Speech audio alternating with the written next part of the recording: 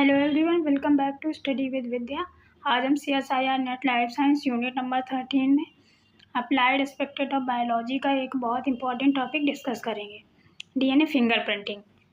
ये topic exam के point of view से इंपॉर्टेंट है, specially RF, LP, VNTR, STR, PCR, amplification और एप्लीकेशन। तो चलिए इसको बिल्कुल बेसिक से समझते हैं। DNA फिंगरप्रिंटिंग,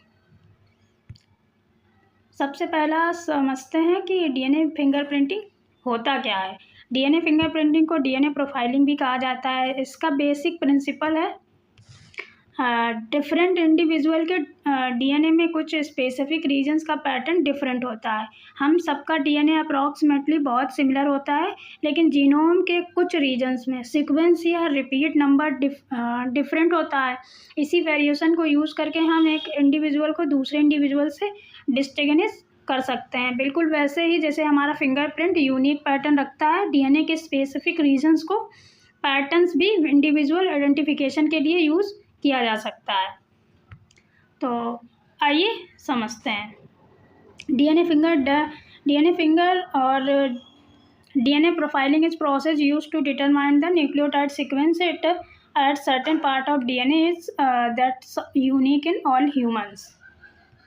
बिल्कुल वैसे ही जैसे हमारा फिंगरप्रिंट यूनिक होता है, पैटर्न रखता है, वैसे ही DNA के स्पेसिफिक रीजन्स का पैटर्न भी इंडिविजुअल आइडेंटिफिकेशन के लिए यूज़ किया जाता है। और इसी वेरिएशन को यूज़ करके हम एक इंडिविजुअल को दूसरे इंडिविजुअल से डिस्टिंग्विश करते हैं। तो the process of DNA finger printing was invented by sir Alex Jeffrey, the university of Leicester in 1985। DNA fingerprinting technique को सर एलेक्स जेफरी ने 1985 में यूनिवर्सिटी ऑफ लेस्टर में डेवलप किया था। इसलिए एग्ज़ाम में याद रखिए Alex Jeffrey DNA fingerprinting 1985। The DNA of every human being on the planet is 99.9% same. However, about the 0.1% or 3x 10 के power 6 base pair out of 3 into 10 के power 9 pp of DNA is a unique in every individual. तो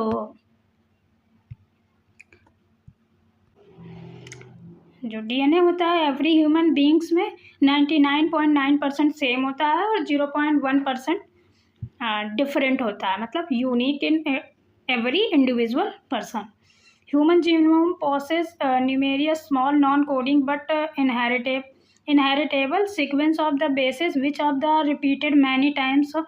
They do not code for proteins but make up 95% of our genetic DNA and therefore called as junk DNA. तो इसमें 95% जो genetic DNA होता है उसको हम junk DNA बोलते हैं।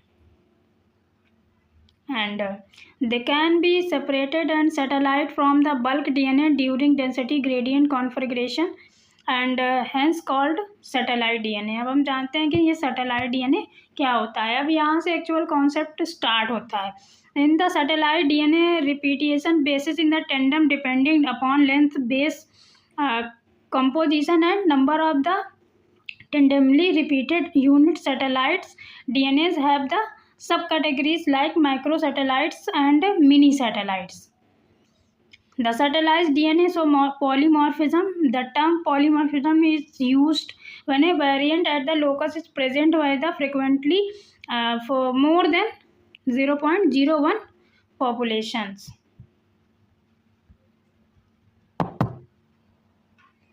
एंड तो समझते हैं कि ये सैटेलाइट DNA क्या होता है। ह्यूमन जीनोम में कुछ DNA सीक्वेंस ऐसे होते हैं जो प्रोटीन के लिए डायरेक्टली कोड नहीं करते। इनमें से कुछ रीजन्स में DNA सीक्वेंसेस रिपीट फॉर्म में प्रेजेंट होते हैं। इन रिपीटेड सीक्वेंस को ब्रॉडली रिपीटेटिव DNA कहा जाता है। सैटेलाइट DNA इसी रिपीटेटिव DNA का एक इम्पॉर्टेंट टाइप है। यहाँ एक इम्पॉर्टेंट पॉइंट ये है कि रिपीटेड सीक्वेंस एक के बाद एक रिपीट होते हैं। इसको हम टेंडम रिपीट भी कहते हैं। एग्जाम्पल में सपोज सीक्वेंस है AG80 AG80 AG80 करके, ऐसे यहाँ AG80 करके कई बार टेंडमली रिपीट हो रहा है। इसको हम कहते हैं satellite DNA.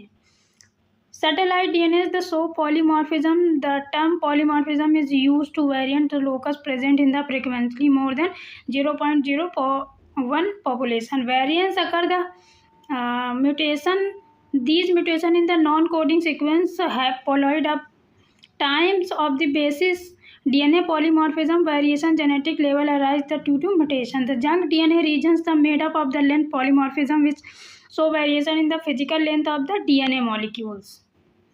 तो अब हम देखते हैं कि ये हमारा एक वर्ड आया पॉलीमॉर्फिज्म. अब एक इम्पॉर्टेंट वर्ड है ये पॉलीमॉर्फिज्म. तो पॉली मीन्स मैनी और मॉर्फ मीन्स फॉर्म्स, यानी किसी पर्टिकुलर डीएनए लोकस पर पॉपुलेशन में डिफरेंट वेरिएंस प्रेजेंट होना. अगर एक इंडिविजुअल में रिपीट 8 टाइम्स है और दूसरे में वही रिपीट 12 टाइम्स है, तो दोनों का डीएनए फ्रेगमेंट साइज डिफरेंट हो सकता है. इसी वेरिएशन को हम डीएनए पॉलीमॉर्फिज्म कहते हैं. और यही पॉलीमॉर्फिज्म डीएनए फिंगरप्रिंटिंग का मेन बेसिस होता है या है. अब हम देखते हैं at specific loci chromosome the number of tandem repeat varies between individual there the certain number of the repeats for any specific loci. Depending on size of the repeated, the regions of the classified into groups. Short tandem repeats STR contain 2 to 5 base pair repeated and variable number of tandem repeat. The VNTRS repeated of 9 to 80 base pairs. तो अब हम समझते हैं कि ये VNTR और STR क्या होता है. अब रिपीटेटिव डीएनए में एग्जाम के लिए 2 टर्म बहुत इंपॉर्टेंट है, VNTR और STR. Variable number tendon repeat, इसका फुल फॉर्म होता है यानी सेम रिपीट यूनिट कितनी बार रिपीट होगी उसकी नंबर इंडिविजुअल के बीच में वेरी कर सकती है. STR शॉर्ट टेंडम रिपीट्स होते हैं, ये छोटे रिपीट्स यूनिट्स होते हैं और मॉडर्न डीएनए प्रोफाइलिंग में STR मार्कर का बहुत ही इंपॉर्टेंट रोल प्ले करते हैं. सिंपल लैंग्वेज में समझें अगर VNTR STR equal repeated DNA sequence जिनका रिपीट नंबर इंडिविजुअल में डिफरेंट हो सकता है. And since the child receive 50% of DNA this it's father and 50% from his mother, so the number of VNTR the particular areas of the DNA of the child will be the different may be due to insertion deletion of the mutation in this base pair. तो इसमें 50% जो DNA होता है वो father से प्राप्त होता है चाइल्ड को और 50% मदर से. As a result every individual is distinct composition of VNTRS and this is the main principle of DNA profiling. तो हम इसका जो डीएनए फिंगरप्रिंटिंग का जो बेसिक प्रिंसिपल है वो है डिफरेंट इंडिविजुअल में different repeat number, different DNA fragment patterns को different DNA profile. For example person A और पर्सन बी. पर्सन ए के पास जो AG80 8 टाइम रिपीट हुआ और पर्सन बी के साथ AG80 12 टाइम रिपीट हुआ, तो ऑब्वियसली दोनों के डीएनए रीजन्स की जो लेंथ होगी वो डिफरेंट होगी. A single change in the nucleotide make a few more cleavage site of the given nucleotide or might obviously same the existing cleavage sites. तो जब हम इन डीएनए फ्रेगमेंट को separate करेंगे तो डिफरेंट बैंड पैटर्न मिलेगा. तो thus is the DNA is the many individual digested with the restriction enzyme fragment pattern size will be produced and will be different cleavage site positions. This is the basis of the DNA fingerprinting. तो इसी bond के जो pattern को जो DNA profiling होती है, जब हम इस डीएनए फ्रेगमेंट को सेपरेट करेंगे तो डिफरेंट बॉन्ड पैटर्न मिलेगा हमको और इसी बैंड पैटर्न को डीएनए प्रोफाइलिंग कहते हैं या डीएनए फिंगरप्रिंटिंग कहते हैं. अब हम देखते हैं कि रिस्ट्रिक्शन फ्रेगमेंट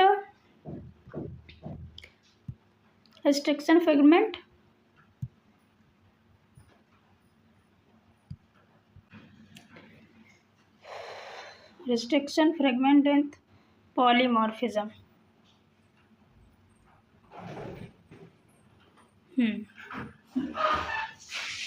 देखते हैं. कि ये क्या होता है। इसका जो फुल फॉर्म होता है रिस्ट्रिक्शन फ्रेगमेंट लेंथ पॉलीमॉर्फिज्म।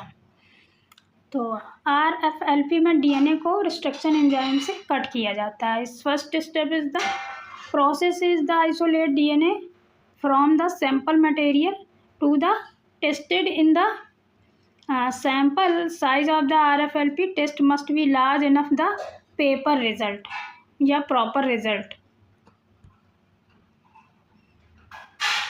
तो इसमें क्या होता है, RFLP में डीएनए को रिस्ट्रिक्शन एंजाइम से कट किया जाता है। रिस्ट्रिक्शन एंजाइम डीएनए को स्पेसिफिक रिकॉग्निशन साइट पर कट करता है। अगर दो इंडिविजुअल को डीएनए में रिस्ट्रिक्शन साइट या उनके बीच के डिस्टेंस डिफरेंट है तो डाइजेशन के बाद उनके जो डीएनए फ्रेगमेंट्स की जो लेंथ होगी वो डिफरेंट होगी और इसी डिफरेंस को कहते हैं restriction fragment length polymorphism. Next step देखते हैं। Once required size of the sample is available, the DNA isolated from the sample and is subjected to restriction digestion using restriction enzyme। तो इसका मतलब ये है कि अब आइसोलेटेड डीएनए को रिस्ट्रिक्ट एंजाइम से डाइजेस्ट किया जाता है। जो हमारा ये फर्स्ट नंबर पे था इसमें क्या था, आइसोलेशन ऑफ डीएनए। तो सबसे पहले सैंपल से डीएनए आइसोलेट किया जाता है। सैंपल ब्लड टिश्यू या किसी भी बायोलॉजिकल मटेरियल से हो सकता है। जो सेकंड स्टेप है हमारी वो है रिस्ट्रिक्शन डाइजेशन। अब आइसोलेटेड डीएनए को रिस्ट्रिक्शन एंजाइम से डाइजेस्ट किया जाता है। एंजाइम डीएनए को स्पेसिफिक साइट्स पर कट करता है।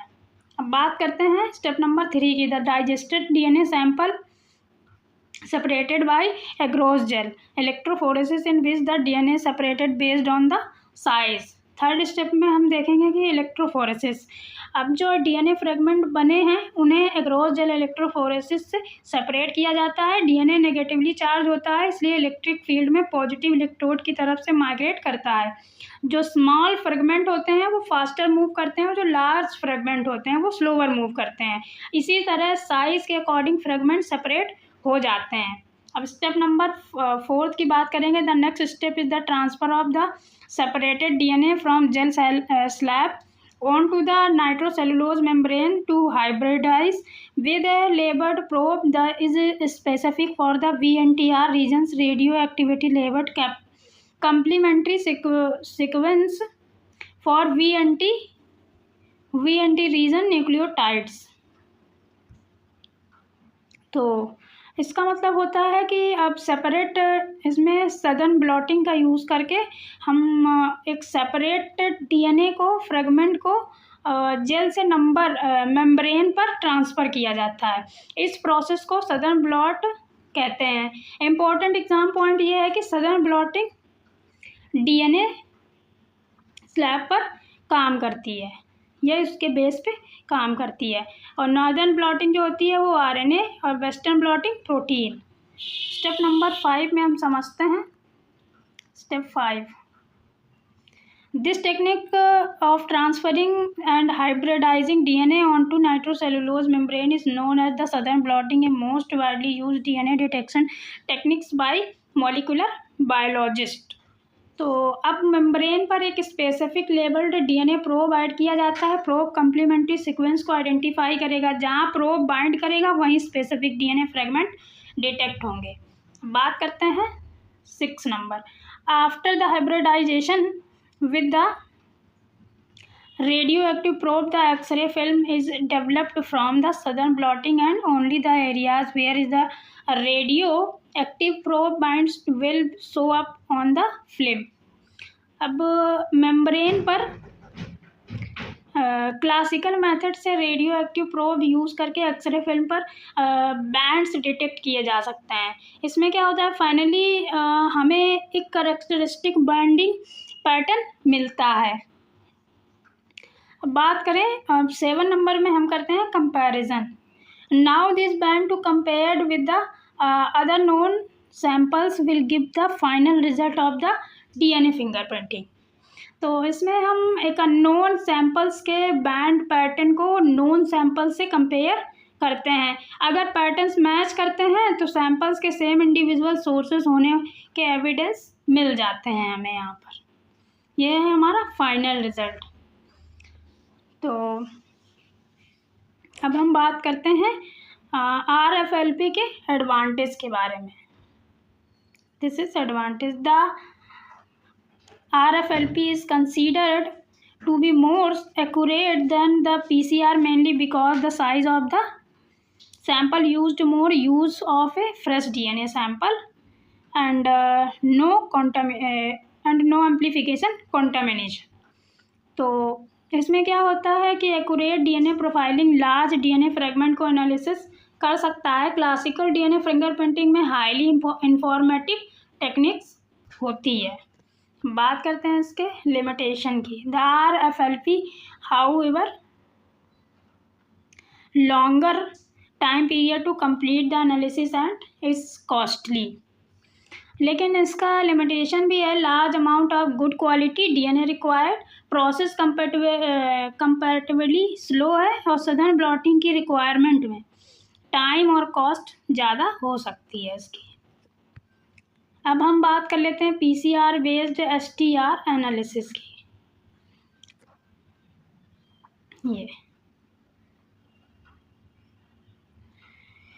तो ये क्या होता है? STR रीजन्स के दोनों साइड्स पर कंजर्व्ड सीक्वेंस प्रेजेंट होती है। इन फ्लैकिंग रीजन्स को टारगेट करने के लिए स्पेसिफिक प्राइमर डिज़ाइन किए जाते हैं। PCR प्राइमर STR रीजन्स को फ्लैंक करते हैं।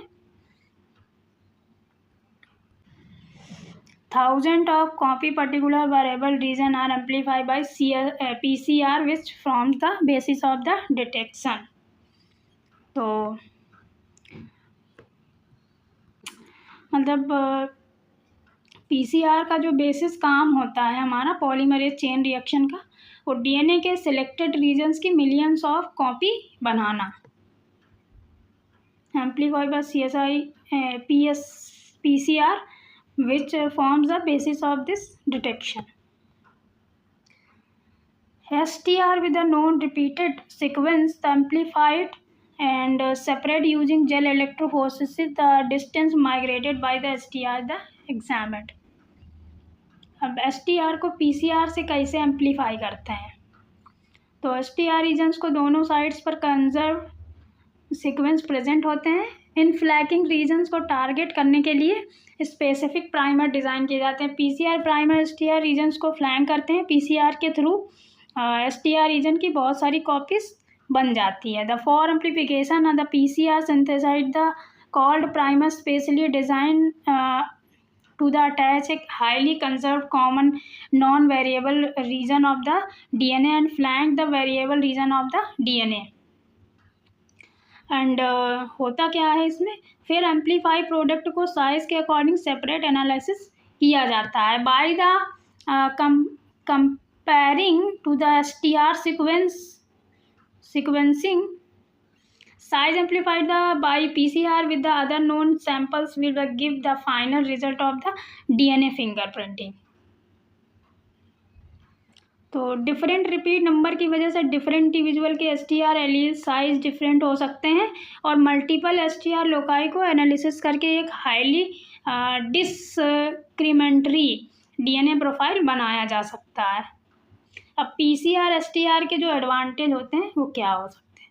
Small amount of specimen is sufficient for the test.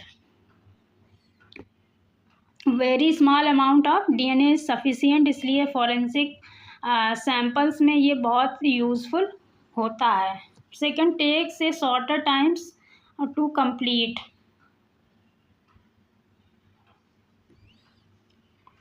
PCR fast है। और नेक्स्ट है हमारा लेस कॉस्टली। इसमें डिग्रेडेड सैम्पल्स भी यूज़फुल इंफॉर्मेशन मिल सकती है और तो सैम्पल्स क्वालिटी पर डिपेंड करता है। पॉसिबिलिटी लिमिटेशन है। हाँ, इसमें क्या होता है कि लेकिन PCR का एक इम्पॉर्टेंट इशू ये है contamination. Less accurate then RFLP, possibility and amplification of contamination. This is contamination, अगर अनवांटेड डीएनए सैंपल्स में आ गया तो एम्प्लीफिकेशन के थ्रू वो भी बहुत ज़्यादा एम्प्लीफाई हो सकता है। इसलिए फॉरेंसिक पीसीआर में कॉन्टामिनेशन कंट्रोल बहुत इम्पॉर्टेंट है। अब हम बात करते हैं RFLP विथ PCR STR के। एग्ज़ाम के लिए दोनों का डिफरेंस याद रखिए। RFLP और PCR STR में क्या डिफरेंस है? RFLP में रिस्ट्रिक्शन एंजाइम बेस्ड होता है और PCR STR में PCR बेस्ड होता है। RFLP में होता है large amount of good quality DNA traditionally required, और इसमें PCR STR में होता है very small DNA and sufficient.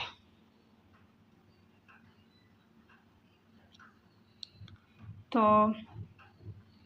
और जो RFLP में क्या बोलते हैं कि इसका जो स्पीड होती है वो स्लो होती है और PCR STR में फास्ट होती है।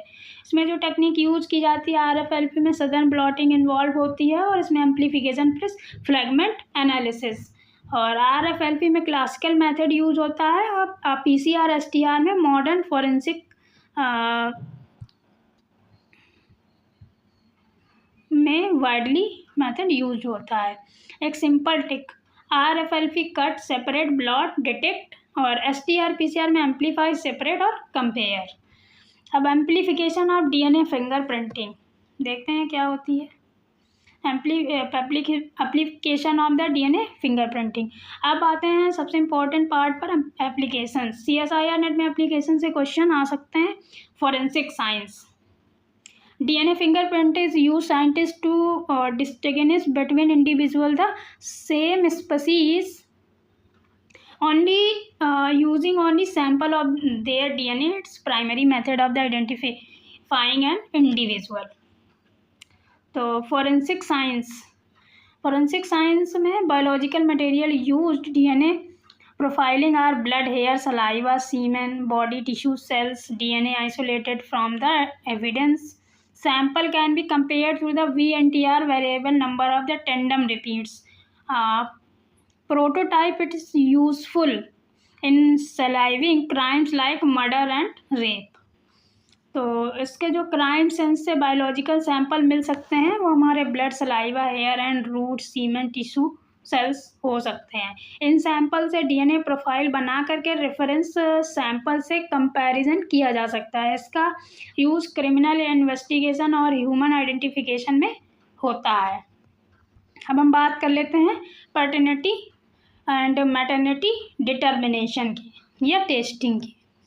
तो आते हैं इस पर। ए पर्सन एस्के टू हिज और हर VNTR from his or her parent-child VNTR phenotype analysis has been used to solve disputed cases. This information can also be used to inheritance cases, immigration case. तो इसमें क्या होता है, DNA profiling का important application है कि parentage testing, child को genetic material biological parent से इनहेरिट होता है, इसलिए चाइल्ड के DNA मार्कर को मदर और एलेज फादर के मार्कर से कंपेयर किया जा सकता है। अगर रिक्वायर्ड जेनेटिक मार्कर कंसिस्टेंट हैं तो बायोलॉजिकल रिलेशनशिप को एसेस किया जा सकता है। अब हम आते हैं पर्सनल आइडेंटिफिकेशन क्या होता है। इन यूटिलाइज द कॉन्सेप्ट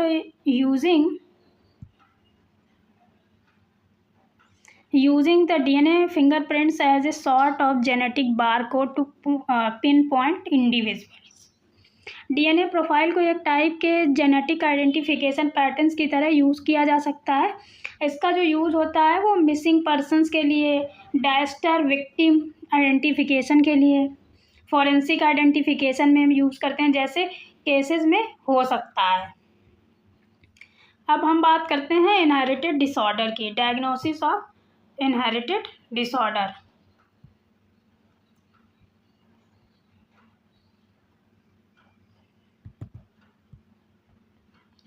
देखते हैं। It is also useful diagnosis inherited disorder in both parental and newborn babies. These disorder may be include cystic fibrosis, hemophilia, Huntington disease, familial, Alzheimer's, sickle cell anemia, thalassemia and many others. तो क्या था, inherited disorders. इसमें क्या होता है, DNA markers का use करके and inherited disorders के जेनेटिक एनालिसिस में भी किया जा सकता है। हिस्टोरिकली लिंकेज एनालिसिस में डीएनए पॉलीमॉर्फिक मार्कर्स का यूज़ करके डिजीज़ एसोसिएटेड रीजन्स को ट्रैक करने के लिए किया जाता है। एग्जाम्पल में हंटिंगटन डिजीज़ और सिस्टिक फाइब्रोसिस और हीमोफीलिया जैसे इनहेरिटेड डिसऑर्डर के जेनेटिक स्टडीज़ को इंक्लूड कर सकते हैं।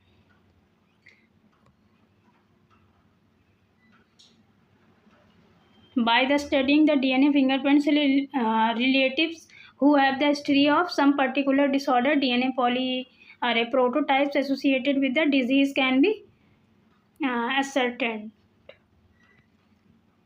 जैसे क्या होता है कि detection of AIDS by comparing the band of HIV RNA converted to DNA using RT-PCR with the bonds from the by the man's blood, person suffering with AIDS can be identified.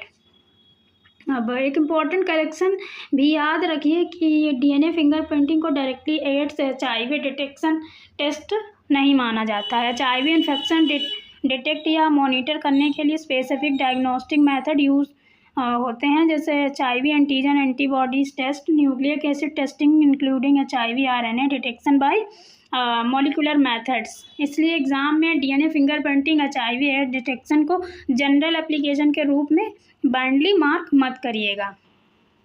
तो अब हम देखेंगे कि breeding programme क्या होता है। This is a breeding programme. हाँ, breeders conventionally use the phenotype, evaluate the genotype, the plant and or animal as it is difficult to make out the homozygous and heterozygous dominance. From the appearance, the DNA fingerprinting allows the fastidious and precise determination of the genotype. It is the basically useful in breeding, raise the horse and the hunting dogs. ये तो DNA markers का use plant और animals के breeding programme में होता है। Traditionally breeding में सिर्फ फिनोटाइप देखकर जीनोटाइप का एग्जैक्ट आइडिया लगाना डिफ़िकल्ट हो सकता है। डीएनए मार्कर्स जेनेटिक वेरिएशन को डायरेक्टली एनालाइज करने में हेल्प करते हैं, इसलिए एनिमल ब्रीडिंग, प्लांट ब्रीडिंग और जेनेटिक सिलेक्शन में DNA profiling marker analysis useful हो सकता है। जो हमारी ये डीएनए फिंगरप्रिंटिंग की जो टेक्निक है, जो हमने अभी स्टार्टिंग में स्टेप बाय स्टेप देखा था, कुछ ऐसे है। पहले डीएनए का सैंपल लेते हैं, फिर एक्सट्रैक्शन करवाते हैं, फिर एक्सट्रैक्शन एंजाइम जो एंजाइम को कट करते हैं, फिर इलेक्ट्रोफोरेसिस 3 नंबर पे, फिर इलेक्ट्रोफोरेसिस जेल में सेपरेट करते हैं। तो फिर इसके बाद में इसमें जो लॉन्ग डीएनए फ्रेगमेंट होते हैं और शॉर्ट डीएनए फ्रेगमेंट होते हैं हमारे।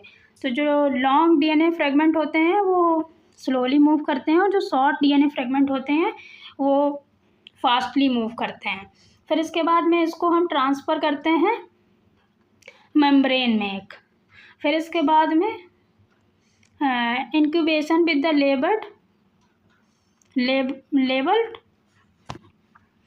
प्रोब्स में।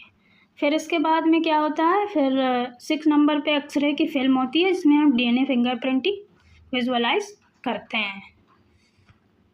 एंड 1 मिनट में हम करेक्शन भी याद रखते हैं। ये सारा कुछ हमने देखा, ये सारी स्टेप बाय स्टेप कैसे हम फिंगरप्रिंटिंग प्रोसेस करते हैं। और अब हम कंप्लीट कॉन्सेप्ट को 30 सेकंड में समझेंगे एक बार फिर से, जितना भी हमने पढ़ा है। अब पूरा डीएनए फिंगरप्रिंटिंग एक बार में रिवाइज करते हैं। तो ह्यूमन जीनोम में कुछ वेरिएबल रिपीटेटिव डीएनए रीजन्स होते हैं। इन रीजन्स में रिपीट नंबर इंडिविजुअल के बीच में वेरी कर सकता है, इसी वेरिएशन को पॉलीमॉर्फिज्म कहते हैं। डीएनए फिंगरप्रिंटिंग में इसी पॉलीमॉर्फिज्म को आइडेंटिफाई करके इंडिविजुअल स्पेसिफिक डीएनए प्रोफाइल बनाई जाती है। क्लासिकल मेथड क्या होता है हमारा, डीएनए का आइसोलेशन करते हैं, फिर रिस्ट्रिक्शन डाइजेशन, फिर जेल इलेक्ट्रोफोरेसिस, फिर सदर्न ब्लॉटिंग, फिर प्रोब हाइब्रिडाइजेशन, फिर डिटेक्शन एंड फिर इसके बाद में बैंड कंपैरिजन। दिस इज और मॉडर्न एसटीआर मेथड में होता है डीएनए, फिर PCR amplification of STRs, fragment analysis and DNA profile comparison और एप्लीकेशन देखते हैं इसका। तो फॉरेंसिक प्लस पेरेंटेज टेस्टिंग और identification plus genetic studies plus breeding program. Last में कुछ पॉइंट स्क्रीन पर नोट कर लीजिए आप।